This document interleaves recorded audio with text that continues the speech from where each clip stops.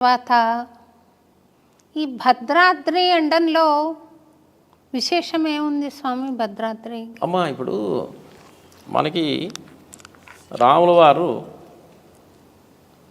అవతారం సమాప్తి వైకుంఠం చేరుకుంటారు.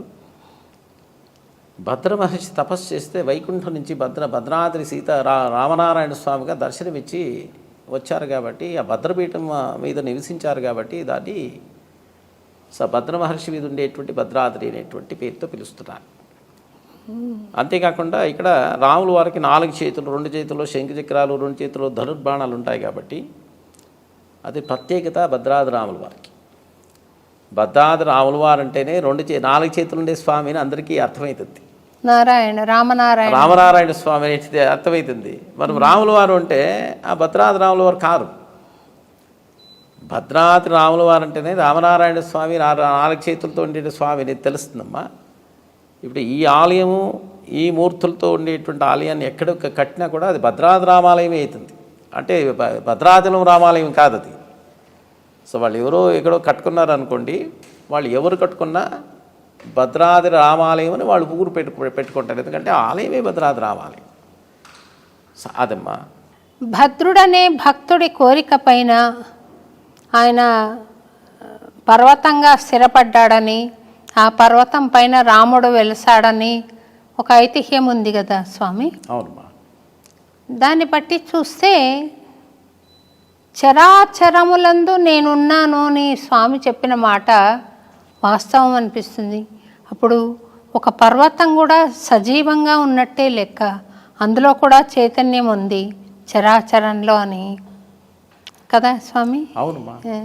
అంటే ఇవన్నీ కూడా అమ్మా పర్వతాలు ఒక కాలంలో సంచరించేవి. వాళ్ళు మానవ స్వరూపాలని, దేవతా స్వరూపాలని స్వీకరించేవారు. సో మనకి ఇప్పుడు ఇలాంటివి మనకి ఎన్నో కనిపిస్తాయి అబ్బా. సో అలాంటి ఒక మేరు ఒక దంపతుల పుత్రుడే ఆ భద్ర మహర్షి. ఆ పర్వత స్వరూపము, దేవతా స్వరూపం స్వీకరించేటటువంటి ఒక స్వామి. సో రాములవారి దర్శనం కావాలి అని తపస్సు చేశారు ఆయన. అంతేకాకుండా రామాయణంలో సీతమ్మ, రామచంద్ర స్వామి, లక్ష్మణస్వామి వాళ్ళు అరణ్యవాసంలో దండకారణ్యంలో గోదావరి నదీ తీరంలో సో వాళ్ళు ఉన్నప్పుడు వాళ్ళకు ఒక ఆశ్రమం ఉండేది. ఆశ్రమం ఎదురుగా ఒక చిన్న పర్వతం లాంటివి ఉండేది. దాని మీద రాముల వారు ప్రతిరోజు కూర్చొని ధ్యానం చేసేవారు. సో అప్పుడు ఏమైందంటే స్వామివారికి చాలా హాయిగా అనిపించింది, వైకుంఠంలో అనిపించింది. సో అప్పుడు ఆయన తన దివ్య దృష్టిలో చూసినప్పుడు భద్ర మహర్షి అనేటువంటి ఒక మహర్షి రాతి రూపంలో ఆయనకి సేవ చేస్తున్నారు కాబట్టి ఆయన చాలా సంతోషించి వరమిచ్చారు. సో నాకు చాలా మంచిగా సేవ్ చేశావు, వైకుంఠాన్ని గుర్తు చేసావు కాబట్టి మరొక జన్మలో కూడా నీకు నా దర్శన భాగ్యాన్ని కల్పిస్తారు అని చెప్పారు. ఇంకా అవతారం సమాప్తయిన తర్వాత ఇంకా 11,000 సంవత్సరాలు రాములు రాజ్యభారం చేశారు. సో దాన్ని కూడా మనకి ఇప్పుడు 11,000 సంవత్సరాలు ఇదేంటి అని కూడా మనకు ఉండొచ్చు. పర్వతాలు మానవ దేవతా స్వరూపాలు తీసుకున్నాయి అనేది అంటే ఆ ఒక త్రేతాయుగంలో ఉండేటువంటి యుగధర్మం ప్రకారం ఆయుష్ ప్రమాణం ఎక్కువ ఉండేది. దశరథ మహారాజు 60,000 సంవత్సరాలకి ఆయనకి సంతానం కలిగింది. విశ్వామిత్ర మహర్షి కొన్ని 1000 సంవత్సరాలు తపస్సు చేశారు. వశిష్ఠ మహర్షి ఇక్ష్వాకు వంశంలో కొన్ని 1000 సంవత్సరాలు పురోహితులుగా ఉన్నారు. ఇంకా రాముల వారు చూస్తే 11,000 సంవత్సరాలు రాజభారం చేశారు. ఇలా మహర్షులు ఎవరు చూసినా ఆ యుగధర్మం ప్రకారం ఆయుష్ ప్రమాణం ఎక్కువ ఉండేది కాబట్టి 11,000 సంవత్సరాలు పూర్తి చేసి ఆయన సో అవతారం సమాప్తయి వైకుంఠకి వెళ్ళారు. మళ్ళీ ఆయన రామనారాయణ స్వరూపంగా వచ్చి దర్శనమిచ్చారు కాబట్టి భద్రపీఠం మీద నివసించారు కాబట్టి అది భద్రాద్రి అనే పేరుతో ప్రఖ్యాత అయింది. ఆ ఒక స్వరూపంతో ఎక్కడున్నా ఆ స్వరూపాన్ని భద్రాద్రి రాముల వారిని దండం పెట్టుకుంటారమ్మా. ఇప్పుడు తిరుపతి వెంకటేశ్వర అని ఎలా అంటారో అలాగే భద్రాద్రి రామ అండం కూడా. అవునమ్మా. తిరుపతి స్వాములు కూడా తిరుమల వెంకటేశ్వర స్వామి ఆలయం, పిట్స్బర్గ్ లేదు తిరుపతి వెంకటేశ్వర ఆలయము, ఎన్నో కొన్ని 1000 లక్షల ఆలయాలు ఉన్నాయమ్మా. సో తిరుమల వెంకటేశ్వర స్వామి ఆలయం పెట్టుకోండివి కొన్ని 1000 ఆలయాలు ఉన్నాయమ్మా. అవన్నీ చాలా పేరు పెట్టుకోవచ్చమ్మా. ఎందుకంటే ఆ స్వామి స్వరూపాన్ని వాళ్ళు పెట్టుకొని పూజ చేస్తున్నారు కాబట్టి. సో భద్రాద్రి అనేది కానీ తిరుమల అనేది కానీ ఇది భద్రాద్రి ఇది ఎవరిదో ఒక ప్రాపర్టీ కాదు కదమ్మా. అందరి భద్రాద్రి రాముల వారు అంటే ప్రపంచానికి అందరికీ కావాల్సినటువంటి స్వామి, అందరూ ఆరాధించేటువంటి ఒక స్వరూపం కాబట్టి ఆ స్వరూపాన్ని ఎవరైనా పెట్టుకుని భద్రాద్రి రాముల వారు అంటే తప్పులేదు అని మా అభిప్రాయం. అందుకోసమే ఆ పేరుతో మేము తీసుకుని వెళ్తున్నాం. ఇంకొక విషయం అడుగుతాను స్వామి మిమ్మల్ని. రాముల వారు రావణాసురుడి వధ చేశారు కాబట్టి ఆయన బ్రహ్మహత్య పాతకాన్ని నివారణ చేసుకోవడానికని రామేశ్వరంలో శివలింగాన్ని ప్రతిష్ఠ చేశారు అంటారు. ఆ మాట నిజమేనా? అమ్మా దాని గురించి నాకు ఎక్కువ తెలియదమ్మా. బ్రహ్మహత్యా పాతకం అని అంటున్నారు ఆయన్ని. రావాలి అంటే ఇక్కడ మనం ప్రధానంగా చూడాల్సింది ఏంటంటే రాక్షసత్వాన్ని నిర్మూలన చేశారు ఆయన.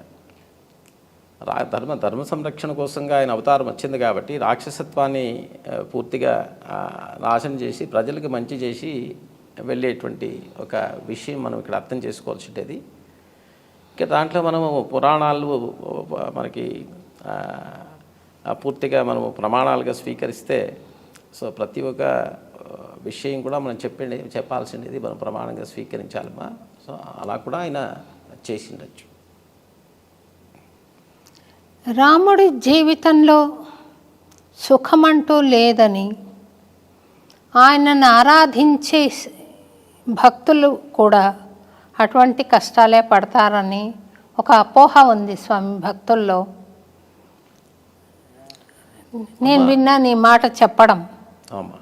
కానీ ఆపదామపహర్తారం దాతారం సర్వసంపదాం లోకాభిరామం శ్రీరామం భూయో భూయో నమామ్యహం, అది నాకు తెలుసు. కానీ మూఢభక్త్యా అది లేకపోతే అపోహ అజ్ఞానమా తెలీదు. నేను వింటున్నాను ఈ మాట మీ ద్వారా, అది కొంచెం తేట తెల్లని చేద్దాం అనుకుంటున్నాను. తప్పకుండా అమ్మా. ఇప్పుడు ఒక దీపం వెలుగుతూ ఉంటుందమ్మా స్వామి. ఒక దీపం వెలుగుతూ ఉంటుంది, ప్రపంచానికి వెలిగిస్తుంది. కాకపోతే అది చీకట్లోనే ఉంటుంది. అంటే రామస్వరూపం అనేటువంటిది ఆయన పూర్తిగా ఈ లోక కళ్యాణం కోసంగా ఉద్ధరించడానికి వచ్చిండేటువంటి అవతారం కాబట్టి రామనామ స్మరణే మనం రక్షిస్తుంది. అంత శక్తియుతమైనటువంటి నామం అది. రామా అనేటువంటి నామం. అదే కాకుండా రామనామాన్ని వింటే ఆంజనేయ స్వామి ప్రత్యక్షమే మనం సంరక్షణ చేస్తారు అంటారు.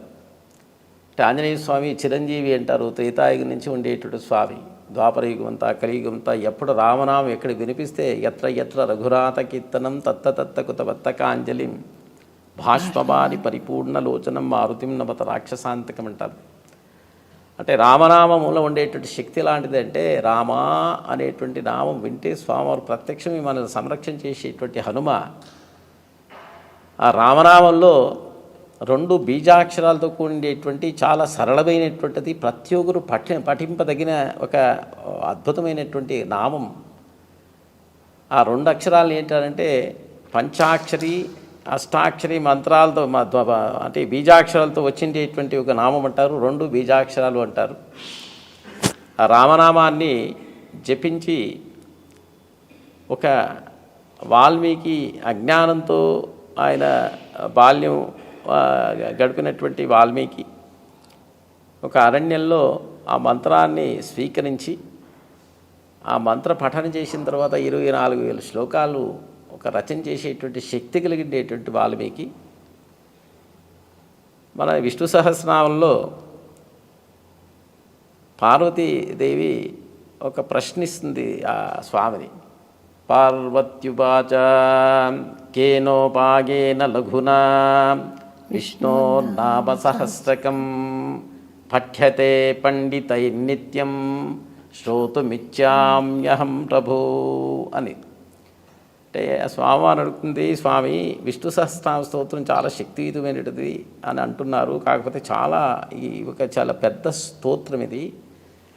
సో మాకి సమయం లేదు, దీన్ని సులభమైనటువంటి మార్గంలో రీతిలో చదివేటువంటి ఒక భాగ్యాన్ని మాకు చెప్పండి, ఒక మార్గాన్ని చెప్పండి నేను ప్రార్థన చేస్తే సాక్షాత్ పరమశివుడు చెప్పినటువంటిది ఏంటంటే ఈశ్వరపువాచ శ్రీరామ రామ రామేతి రమే రామే మనోరమే సహస్రనామ తత్తుల్యం రామనామ వరాననే అనేటువంటి ఒక సమాధానం ఇచ్చారు. అమ్మా పార్వతీదేవి, సో యోచన చేయకు, నీకు ఎప్పుడు సమయం దొరుకుతుందో అప్పుడు రామా రామా రామా అని అన్నావనుకో, నీ విష్ణు సహస్రనామం పూర్తిగా పారాయణ చేస్తే ఏ ఫలితం వస్తుందో ఆ ఫలితం నీకు అందుతుంది అనేటువంటి మాట చెప్పారమ్మా. ఇలాంటివి ఎన్నో ఉన్నాయి రామచంద్ర స్వామి రామనామం గురించి. అసలు రామనామమే మనకి ఒక వరం. రామనామం పఠిస్తే ఉద్ధరింపబడతారే కానీ అది సాక్షాత్ రామరక్షది. ఆ అపోహాలు పూర్తిగా మనం మాని ఆ స్వామికి మనం పాద శరణైపోవాలమ్మా. అదే మనకి రక్షణ.